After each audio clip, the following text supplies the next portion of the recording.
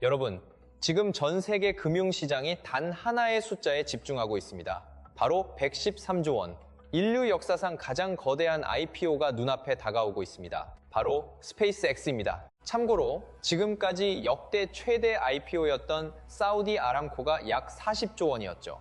그런데 이번에는 그 기록을 2배, 3배 수준으로 뛰어넘는 규모입니다. 이 정도면 대부분 이렇게 생각합니다. 이건 무조건 기회 아니야? 실제로도 많은 미디어와 투자자들이 이걸 세기의 투자 기회라고 이야기하고 있습니다. 그런데 흥미로운 건 시장 안에서는 완전히 다른 목소리도 동시에 나오고 있다는 점입니다.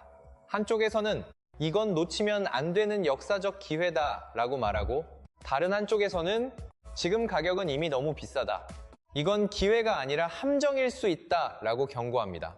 같은 회사를 두고 왜 이렇게 극단적으로 의견이 갈릴까요? 여기서 우리가 반드시 짚고 넘어가야 할 포인트가 있습니다. IPO가 역사상 가장 크다는 사실과 그 IPO가 좋은 투자라는 건 전혀 다른 이야기입니다. 오히려 규모가 클수록, 관심이 클수록, 그리고 기대가 클수록 그 안에 이미 너무 많은 기대가 가격에 반영되어 있을 가능성도 함께 커집니다.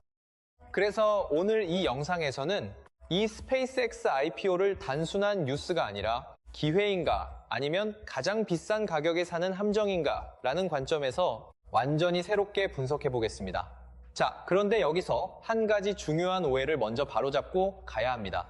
지금 이 스페이스X IPO를 이야기할 때 많은 분들이 아직도 이 회사를 로켓을 쏘는 회사 정도로만 생각하고 있습니다. 하지만 투자 관점에서 보면 이건 이미 완전히 다른 회사입니다.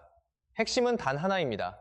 스페이스X의 진짜 돈은 로켓이 아니라 스타링크에서 나온다는 점입니다. 지금 이 회사의 현금 흐름을 만들어내는 엔진은 우주 발사가 아니라 위성 인터넷 사업 스타링크입니다. 이게 얼마나 중요한 변화냐면, 과거에는 스페이스X가 기술 기업 혹은 스토리 중심 기업으로 보였다면 지금은 명확하게 수익을 만들어내는 비즈니스 모델을 가진 기업으로 바뀌고 있다는 겁니다. 실제 숫자를 보면 더 명확해집니다. 스타링크는 이미 전 세계 수백만 명의 가입자를 확보했고, 이 가입자 수는 거의 매년 2배씩 증가하고 있습니다. 2023년, 2024년, 그리고 2025년으로 갈수록 이 성장 속도는 단순한 증가가 아니라 폭발적인 확장에 가깝습니다. 여기에 더 중요한 포인트가 하나 있습니다. 이건 단순히 가입자 숫자가 늘어나는 서비스가 아니라 이미 실제로 돈을 벌고 있는 사업이라는 점입니다. 많은 성장 기업들이 미래에는 돈을 벌 수 있다는 이야기만 하는 것과 달리 스타링크는 이미 현재 시점에서 수익을 만들어내고 있는 구조를 갖추고 있습니다. 그래서 이 사업은 단순한 아이디어나 컨셉이 아니라 이미 검증된 비즈니스 모델이라고 봐야 합니다. 그리고 여기서 끝이 아닙니다. 앞으로의 성장 가능성도 여전히 열려 있습니다. 특히 최근에 주목받고 있는 것이 바로 Direct to Cell 기술입니다. 이게 뭐냐면 기존처럼 별도의 안테나 장비 없이도 일반 스마트폰으로 위성통신을 사용할 수 있게 만드는 기술입니다. 이게 현실화되면 어떻게 될까요? 지금 수백만 명 수준인 시장이 아니라 전 세계 수십억 명의 스마트폰 사용자 전체가 잠재 고객이 되는 구조로 바뀌게 됩니다. 즉, 스타링크는 아직 성장의 초입에 있을 가능성도 있다는 겁니다. 여기까지 보면 분명합니다. 스페이스X는 단순한 스토리 기업이 아닙니다. 실제로 돈을 벌고 있고 그 돈이 빠르게 증가하고 있으며 앞으로 확장할 수 있는 시장도 여전히 큽니다. 그래서 이 회사의 본질적인 경쟁력은 충분히 인정할 수 있습니다. 하지만 여기서 반드시 짚고 넘어가야 할 문장이 하나 있습니다. 문제는 스페이스X가 좋은 회사냐가 아닙니다. 문제는 시장이 그 좋음에 얼마의 가격을 붙이고 있느냐입니다. 자, 이제부터가 이 영상의 가장 중요한 핵심입니다. 앞에서 우리는 스페이스X가 실제로 돈을 벌고 있는 회사라는 점, 그리고 스타링크라는 강력한 사업 기반을 가지고 있다는 점을 확인했습니다. 그런데 투자에서 진짜 중요한 질문은 여기서부터 시작됩니다. 좋은 회사라는 사실이 곧 좋은 투자라는 뜻일까요? 많은 개인 투자자들이 여기서 가장 큰 착각을 합니다. 회사가 훌륭하면 주식도 무조건 좋은 투자라고 생각하는 거죠. 하지만 시장은 그렇게 단순하게 움직이지 않습니다. 투자에서 정말 중요한 건 무엇을 사느냐만이 아니라 얼마에 사느냐입니다. 그리고 바로 이 지점에서 스페이스X IPO의 가장 큰 문제가 드러납니다. 문제는 회사가 아니라 밸류에이션, 즉 가격표입니다. 지금 스페이스X가 시장에서 요구하고 있는 목표 기업 가치는 엄청난 수준입니다. 숫자 자체만 봐도 이미 압도적이지만 정말 중요한 건 그 숫자를 매출과 연결해서 봤을 때입니다. 여기서 나오는 지표가 바로 PSR, 즉 주가 매출 비율입니다. 쉽게 말하면 이 회사가 1년 동안 버는 매출의 몇 배 가격을 주고 지금 이 회사를 사겠다는 것인지를 보여주는 지표죠. 그런데 스페이스X의 예상 PSR은 지금 시장 기준으로 봐도 매우 높은 수준입니다. 이게 얼마나 높은지 감이 안 오실 수 있는데 비교를 해보겠습니다. 엔비디아가 AI 열풍으로 가장 뜨거웠던 시기에도 PSR은 지금 스페이스X가 요구하는 수준보다 낮았습니다. 아마존이 적자를 감수하면서도 미래 성장 하나만 보고 시장이 열광하던 시기에도 역시 지금 스페이스X보다 낮았습니다. 즉, 시장이 이미 역사적으로 가장 높은 수준의 기대를 스페이스X에 붙이고 있다는 뜻입니다. 여기서 중요한 건 스페이스X가 나쁜 회사라는 얘기가 아니라는 점입니다. 오히려 반대입니다. 좋은 회사일 가능성은 높습니다. 문제는 그 좋은 회사의 미래를 시장이 너무 많이, 너무 빨리, 너무 비싸게 가격에 반영하고 있을 수 있다는 겁니다. 이게 왜 위험하냐면 상장 직후 시장이 조금만 냉정해져도 상황이 완전히 달라질 수 있기 때문입니다. 예를 들어 지금처럼 과열된 기대가 쉽고 시장이 좋아 회사는 좋지만 이 정도 가격은 과하다라고 판단하면 매출이나 사업이 망가지지 않아도 멀티플만 줄어들면서 주가는 크게 조정될 수 있습니다. 이게 바로 초고평가 성장주의 무서운 점입니다. 회사가 망하지 않아도 떨어질 수 있고 실적이 나빠지지 않아도 빠질 수 있고 심지어 좋은 회사라는 평가를 유지한 채로도 주가가 반토막 날 수 있습니다. 왜냐하면 시장이 바꾸는 건 회사 자체가 아니라 그 회사를 바라보는 가격 기준이기 때문입니다. 그래서 여기서 반드시 분리해서 봐야 할 개념이 있습니다. 비즈니스 퀄리티와 인베스트먼트 퀄리티는 다르다는 점입니다. 사업의 질이 뛰어나다고 해서 그 주식이 좋은 매수 기회라는 뜻은 아닙니다. 오히려 훌륭한 기업일수록 사람들은 더 쉽게 흥분하고 더 쉽게 미래를 낙관하고 더 쉽게 비싼 가격도 정당화하려고 합니다. 하지만 투자 수익률은 회사의 위대함만으로 결정되지 않습니다. 내가 들어가는 가격이 얼마나 합리적이었느냐가 훨씬 중요합니다. 그래서 스페이스X IPO를 볼 때 가장 먼저 던져야 할 질문은 이 회사가 좋은가가 아닙니다. 진짜 질문은 이겁니다. 이 좋은 회사에 붙은 가격이 과연 정상이냐?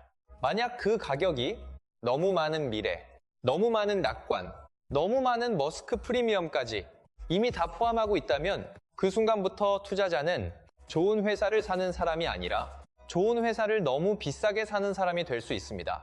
그리고 이게 바로 가장 무서운 시나리오입니다. 끝으로 이 문장 하나는 꼭 기억하셔야 합니다.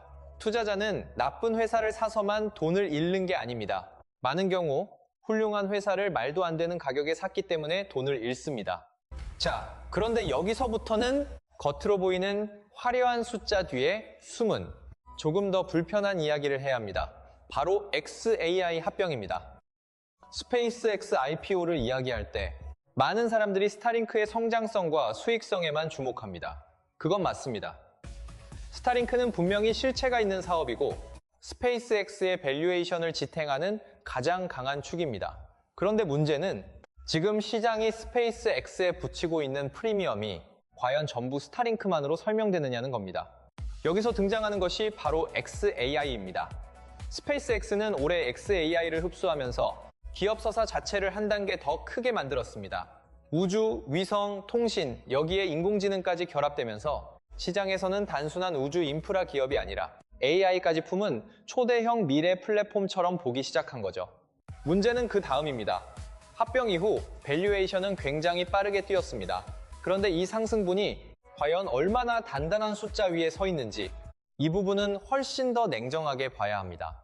왜냐하면 XAI의 내부 사정에는 분명히 몇 가지 민감한 질문들이 남아있기 때문입니다. 첫째, 현금 소모 속도, 즉 번 레이트가 매우 크다는 점입니다. AI 모델 개발과 인프라 유지에는 막대한 비용이 들어갑니다. 이건 단순히 미래 투자라고만 보기엔 현금 부담이 상당히 큰 구조입니다. 둘째, 핵심 인력 이탈 문제입니다. AI 기업에서 가장 중요한 자산은 결국 사람입니다. 그런데 공동 창업자급 핵심 인력들이 회사를 떠났다는 건 단순한 인사 뉴스로 넘길 일이 아닙니다. 이건 조직의 안정성과 실행력에 대한 의문으로 이어질 수 있습니다. 셋째, 구조 자체가 아직 완전히 정리되지 않았을 가능성입니다. 즉, 지금의 xAI는 완성된 사업이라기보다는 아직 재정비와 재구성이 필요한 단계로 볼 여지도 있습니다. 이쯤 되면 이런 질문이 가능해집니다. 이번 합병이 정말 순수한 시너지 목적이었을까? 아니면 한쪽의 미래 서사를 다른 한쪽의 현금 흐름 위에 얹어서 전체 기업 가치를 더 높게 보이게 만드는 재무적 재구성의 성격도 있었던 걸까? 물론 이걸 단정할 수는 없습니다. 하지만 시장의 프리미엄이 이처럼 아직 불확실성이 큰 자산에서 일부 나오고 있다면 IPO 투자자는 생각보다 훨씬 얇은 기대 위에 높은 가격을 지불하고 있을 수도 있습니다. 여기서 핵심은 xAI가 반드시 나쁘다는 뜻이 아닙니다. 문제는 그 가치가 아직 충분히 검증되지 않았는데도 이미 가격에는 상당 부분 반영되고 있을 가능성입니다. 그래서 이 부분은 반드시 분리해서 봐야 합니다. 스타링크는 이미 수익을 만들고 있는 실체 자산입니다. 반면 xAI는 아직 기대와 서사의 비중이 훨씬 큰 자산입니다.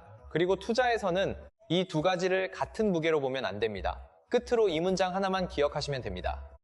스타링크가 스페이스X의 실체라면 xAI는 지금 IPO 가격표에서 가장 먼저 의심해봐야 할 프리미엄입니다.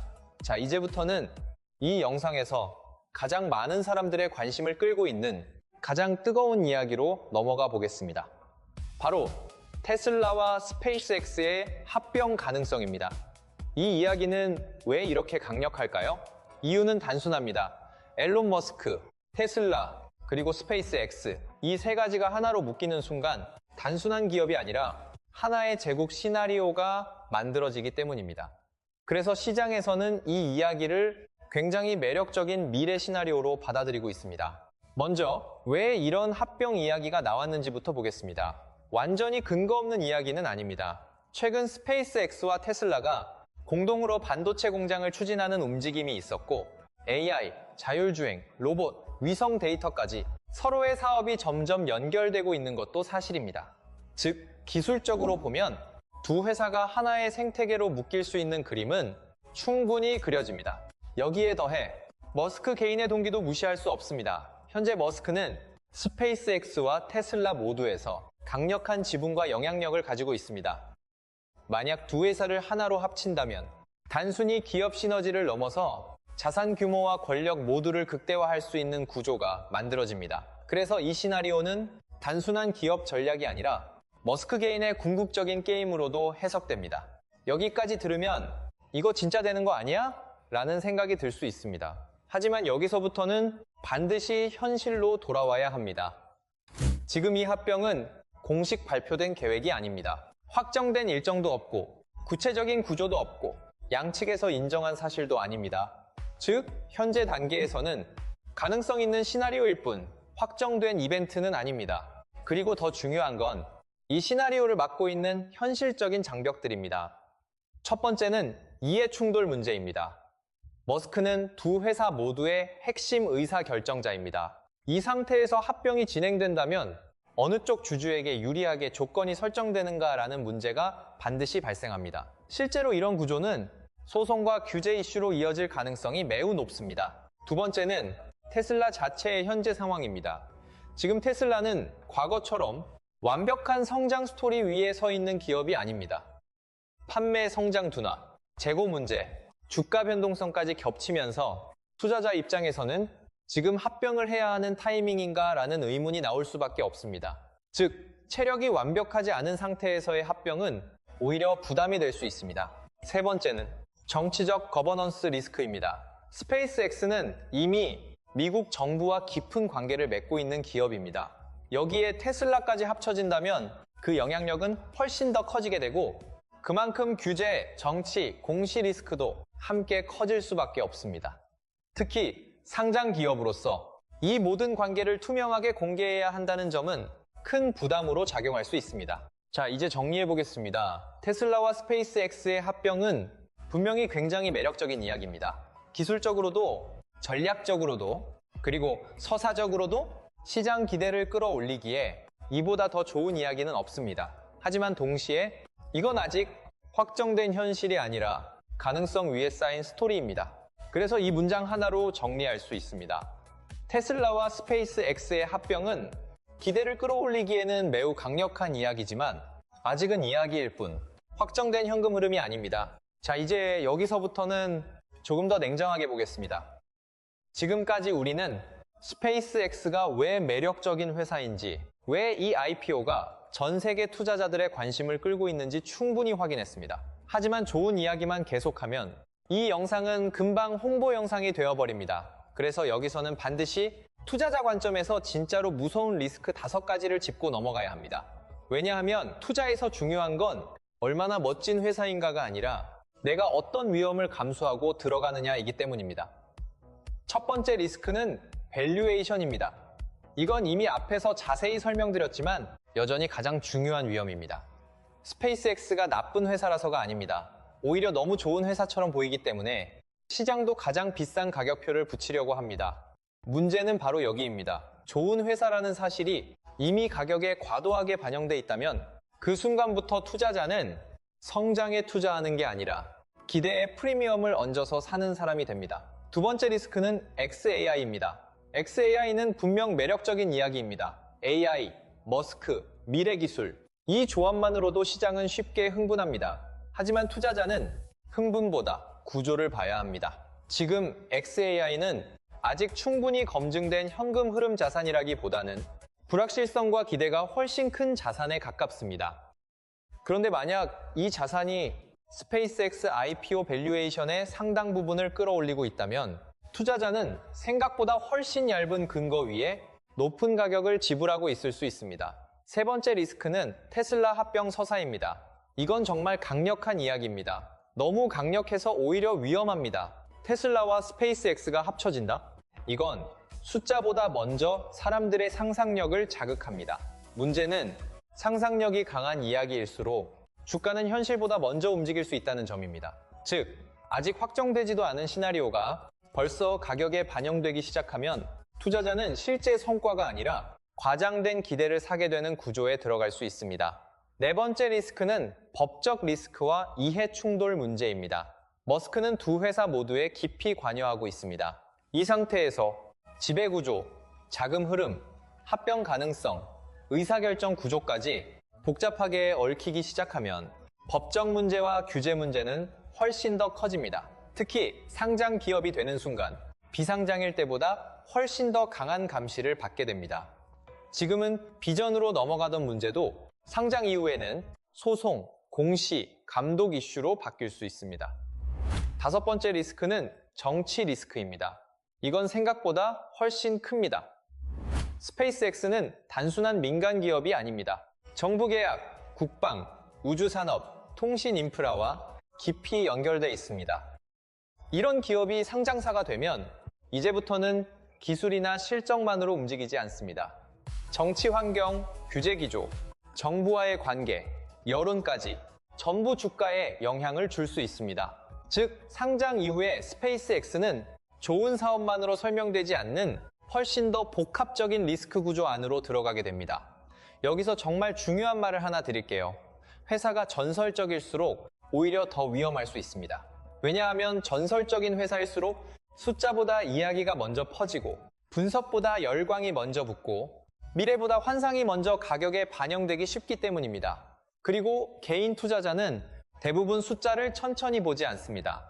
오히려 스토리를 더 빨리 사고 기대에 더 쉽게 반응합니다. 바로 이 지점이 가장 위험합니다. 정리해보겠습니다. 스페이스X IPO에서 투자자가 반드시 경계해야 할 5가지는 이겁니다. 너무 높은 밸류에이션, 검증이 덜 된 XAI 프리미엄, 과열될 수 있는 합병서사, 법적 이해 충돌 리스크, 상장 이후 커질 정치 리스크.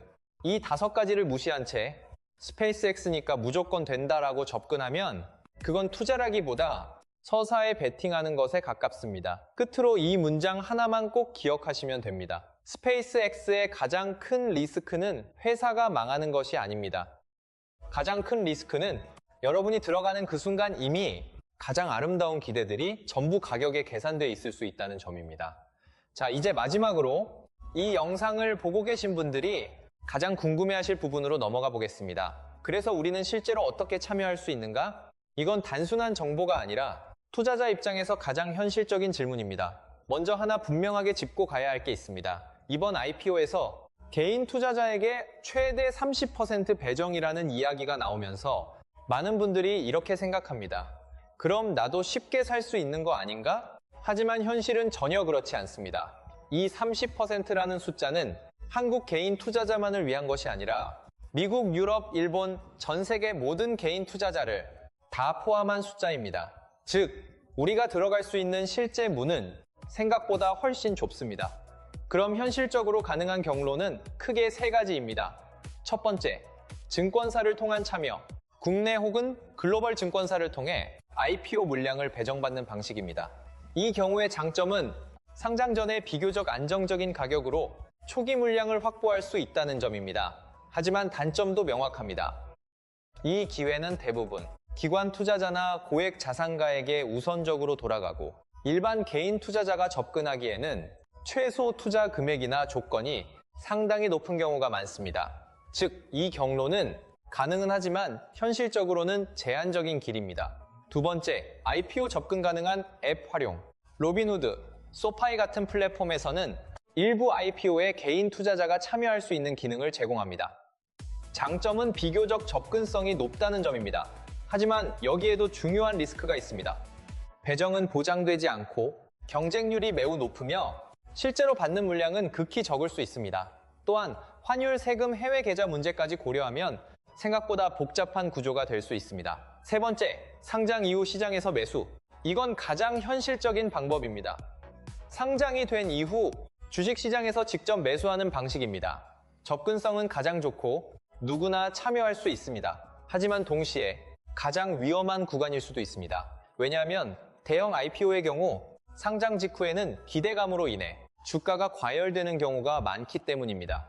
이때 따라 들어가면 가장 비싼 가격에 사게 될 가능성이 높습니다. 반대로 초기 과열 이후 조정이 온다면 그때가 오히려 더 좋은 진입 기회가 될 수도 있습니다. 자, 이렇게 보면 결론은 명확합니다. 참여하는 방법은 분명히 존재합니다. 하지만 그 기회는 결코 평등하지 않고 정보와 타이밍에서 개인 투자자는 불리한 위치에 있는 경우가 많습니다. 그래서 여기서 반드시 기억해야 할 문장이 있습니다. 참여할 수 있느냐는 질문은 중요하지 않습니다. 진짜 중요한 건 어떤 가격에 참여하느냐입니다. 특히 이런 역사적인 IPO일수록 가장 먼저 들어간 사람이 아니라 가장 좋은 가격에 들어간 사람이 결국 수익을 가져갑니다. 그래서 이 스페이스X IPO를 볼 때도 단순히 놓치면 안 되는 기회로 접근하기보다는 이 가격이 정말 합리적인가를 끝까지 고민하는 투자가 필요합니다. 자, 이제 정말 마지막입니다. 지금까지 이 긴 이야기를 따라오셨다면 이제 우리는 하나의 결론에 도달할 수 있습니다. 스페이스X는 분명히 굉장히 매력적인 기업일 가능성이 높습니다. 스타링크라는 이미 검증된 수익 모델이 있고 AI, 위성, 통신까지 연결되는 거대한 확장 스토리도 가지고 있습니다. 즉, 무엇을 사느냐의 관점에서는 상당히 흥미로운 자산이 맞습니다. 하지만 여기서 반드시 기억해야 할 문장이 하나 있습니다. 좋은 자산과 좋은 투자는 다릅니다. 스페이스X는 훌륭한 기업일 수 있습니다. 하지만 그 기업을 어떤 가격에 사느냐에 따라 그 투자는 최고의 기회가 될 수도 있고 가장 비싼 실수가 될 수도 있습니다. 그래서 지금 이 시점에서 투자자가 해야 할 가장 중요한 행동은 지금 당장 들어갈 것인가가 아니라 무엇을 기준으로 판단할 것인가를 정리하는 것입니다. 그래서 마지막으로 반드시 체크해야 할 6가지 포인트를 드리겠습니다. 첫 번째, 투자 설명서 프로스펙투스입니다. 이 문서가 공개되는 순간 처음으로 스페이스X의 재무 구조와 리스크가 공식적으로 드러납니다. 이걸 보기 전까지는 어떤 판단도 성급할 수 있습니다. 두 번째, 밸류에이션 밴드입니다. IPO 가격이 어느 수준에서 형성되는지, 시장과 투자자들이 이 기업에 어떤 가격표를 붙이는지, 이건 투자 판단의 출발점입니다. 세 번째, 상장 이후 주가 반응입니다. 상장 직후 과열되는지 아니면 냉정하게 조정이 나오는지, 이 초기 움직임은 시장 심리를 그대로 보여주는 신호입니다. 네 번째, 초기 몇 거래일 동안의 시장 분위기입니다. 거래량, 변동성, 매수 주체, 이걸 보면 지금 시장이 이 스토리를 얼마나 믿고 있는지 읽을 수 있습니다. 다섯 번째, 시장이 실제로 돈을 어디에 지불하고 있는지입니다. 이건 가장 중요한 포인트입니다. 지금 가격이 스타링크라는 실제 사업에 대한 것인지, 아니면 머스크라는 이름에서 나오는 프리미엄인지, 혹은 테슬라 합병 같은 미래 서사에 대한 기대인지, 이걸 구분하지 못하면 투자는 방향을 잃게 됩니다. 여섯 번째, 그리고 가장 중요한 전략입니다. 포모를 버리는 것. 이건 정말 중요합니다. 이런 역사적인 IPO일수록 처음에 못 들어가면 기회를 놓치는 것처럼 보이지만 실제로는 시장의 가격을 다시 정리해주는 시간이 반드시 옵니다. 그래서 가장 현실적인 전략은 이것입니다. 지금 당장 뛰어드는 것이 아니라 시장의 가격이 형성되고 기대가 한번 식고 리스크와 보상이 더 명확해진 이후에 리스크 리워드가 유리한 구간에서 들어가는 것. 정리해 보겠습니다. 스페이스X는 단순한 이벤트가 아니라 하나의 거대한 투자 시나리오의 시작점입니다. 그리고 중요한 건 그 시나리오에 참여하느냐가 아니라 언제, 어떤 가격으로 참여하느냐입니다. 이 한 가지만 기억하시면 됩니다. 기회를 놓치는 것보다 더 위험한 건 잘못된 가격에 들어가는 것입니다.